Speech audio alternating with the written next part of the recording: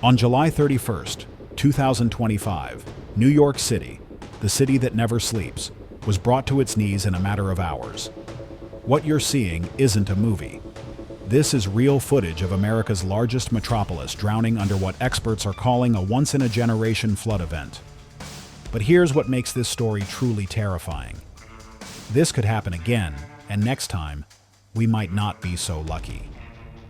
The numbers tell a devastating story. 23 million people under flood warnings. Nearly 3 inches of rain per hour. That's an entire month's worth of precipitation in a single day. Over 1,200 flights canceled. Multiple subway lines shut down. Semi-trucks trapped under 4 feet of water for hours. Governor Kathy Hochul didn't mince words. This is the third once-in-a-century storm I've dealt with in just 2 years. She declared a state of emergency across New York City, Long Island, and the Hudson Valley.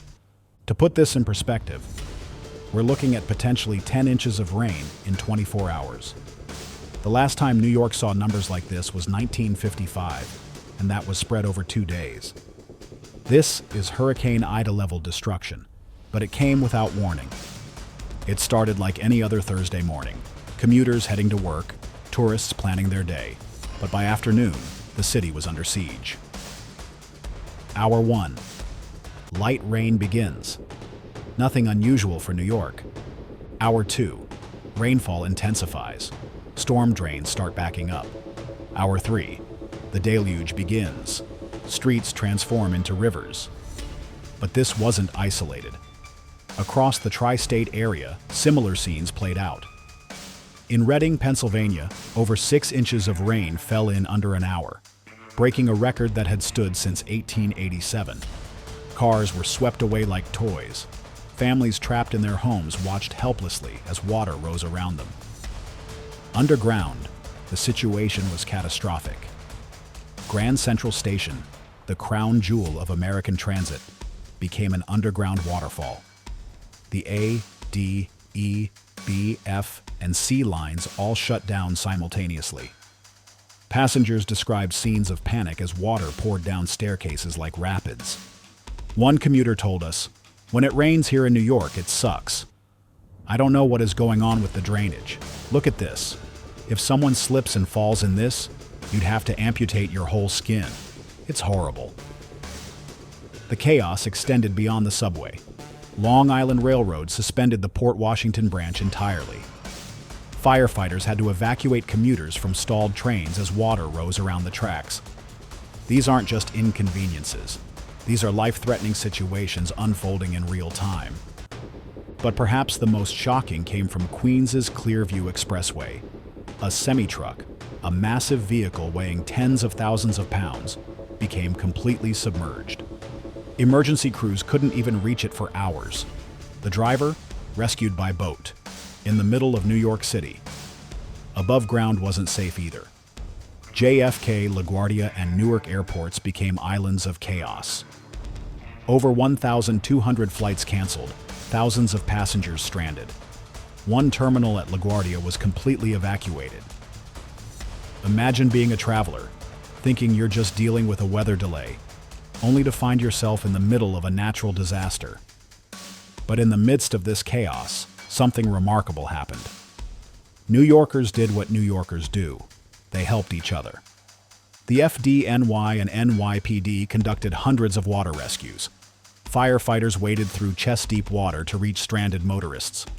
Police officers directed traffic around flooded intersections, often standing in water themselves. And it wasn't just first responders. Ordinary citizens became heroes. Volunteers stepped forward to provide shelter, distribute supplies, and assist the displaced. In one video, you can see neighbors forming human chains to help elderly residents evacuate their flooded apartments. Behind the scenes, the city's emergency management system kicked into high gear. Emergency operations centers coordinated responses across multiple agencies.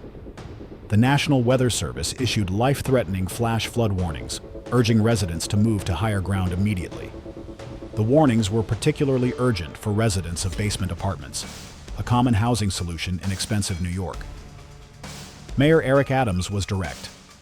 If you live in a basement apartment, Move to safety now before flooding gets worse. This wasn't just advice. It was a matter of life and death. The human cost became clear at Brooklyn's Municipal Hospital. Staff worked frantically to evacuate 120 patients as power failed and backup systems struggled.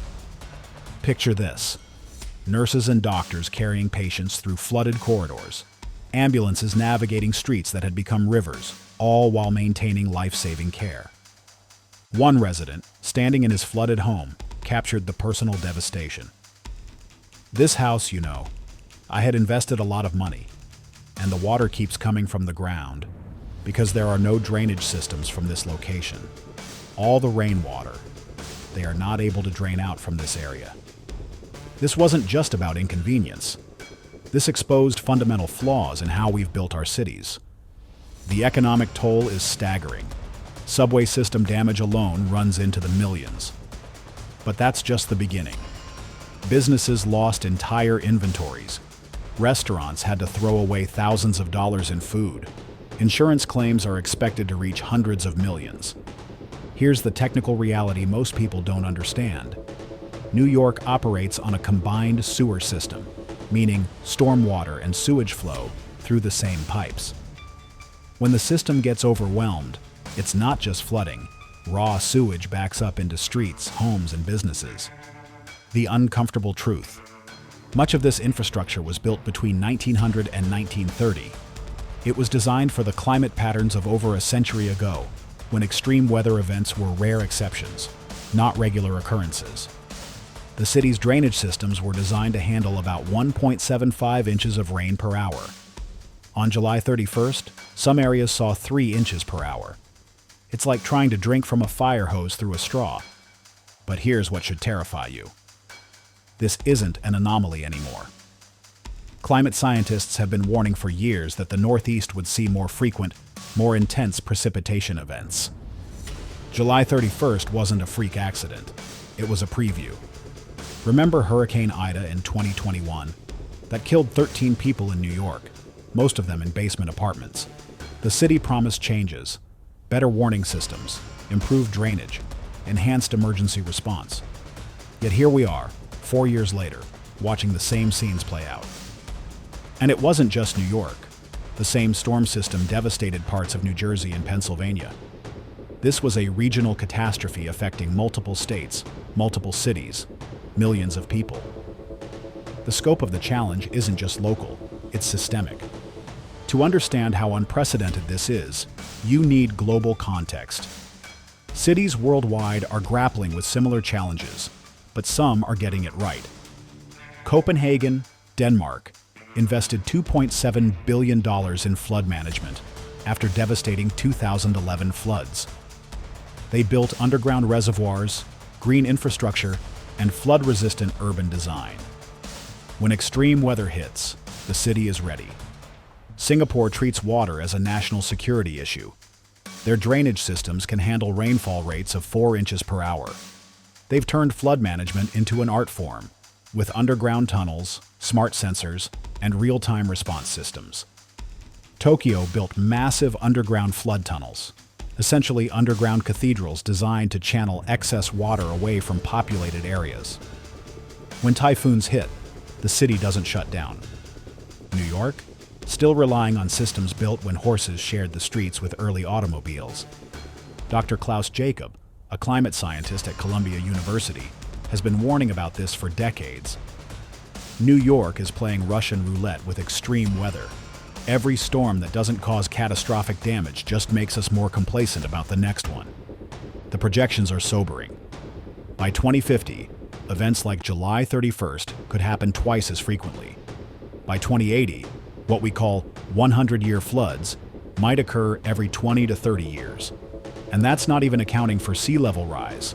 New York sits at sea level, surrounded by water. As oceans rise and storms intensify, the city faces a double threat: more water coming from above, and higher baseline water levels from below. Today, the immediate crisis has passed, but the reckoning has just begun. The cleanup effort involved thousands of workers. Subway pumps worked around the clock to clear flooded tunnels. Street crews cleared storm drains clogged with debris. Businesses assessed damage and filed insurance claims. Transportation recovery was remarkably fast, considering the scale of damage. Most subway lines resumed service within 24 to 48 hours. Airports cleared their backlogs within a week. But this speed came at a cost. Much of the recovery was temporary fixes, not permanent solutions. The political response was swift but familiar. Governor Hochul announced a $500 million infrastructure investment. Mayor Adams promised improved emergency response protocols. Federal officials toured the damage and pledged support. But we've heard these promises before. After Hurricane Sandy, billions promised for flood protection. After Hurricane Ida, enhanced warning systems and drainage improvements. Yet July 31st proved these measures weren't enough. What would real preparedness look like? Engineers estimate New York needs $20 to $30 billion in infrastructure upgrades to handle climate change. That includes completely rebuilding the drainage system, flood-proofing subway entrances, creating underground water storage, building seawalls and flood barriers, relocating critical infrastructure above flood levels. The reality check? New York's entire annual budget is about $100 billion.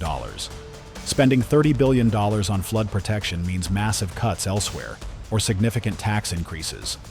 It's a political nightmare with no easy solutions. Meanwhile, communities are taking matters into their own hands. Neighborhood groups are creating flood response plans. Residents are waterproofing basements and creating emergency supply kits. Building owners are installing backup power systems and flood barriers. The city has improved its warning systems since Ida. Notify NYC now sends targeted alerts to specific neighborhoods. Emergency broadcasts interrupt regular programming. But warnings only work if people can actually evacuate safely. Climate models suggest July 31st was just the beginning. By 2030, New York could face similar events annually. By 2040, multiple times per year. The question isn't whether this will happen again. It's how many times, and whether we'll be ready. This story is far from over. July 31st, 2025, will be remembered as the day New York got a wake-up call about climate change. The question is, will we hit the snooze button, or will we finally get up and face reality? Here's what you can do right now. Know your flood risk. Create an emergency plan. Sign up for local weather alerts. If you live in a basement apartment, identify higher ground you can reach quickly. These aren't just suggestions, they're survival strategies. Get involved in your community. Attend city planning meetings. Advocate for infrastructure investment. Support politicians who take climate change seriously. Democracy works when citizens demand action. Hit the subscribe button for continued coverage of extreme weather events and climate adaptation. Stay informed, stay prepared, and remember, in an age of extreme weather, knowledge isn't just power, it's survival.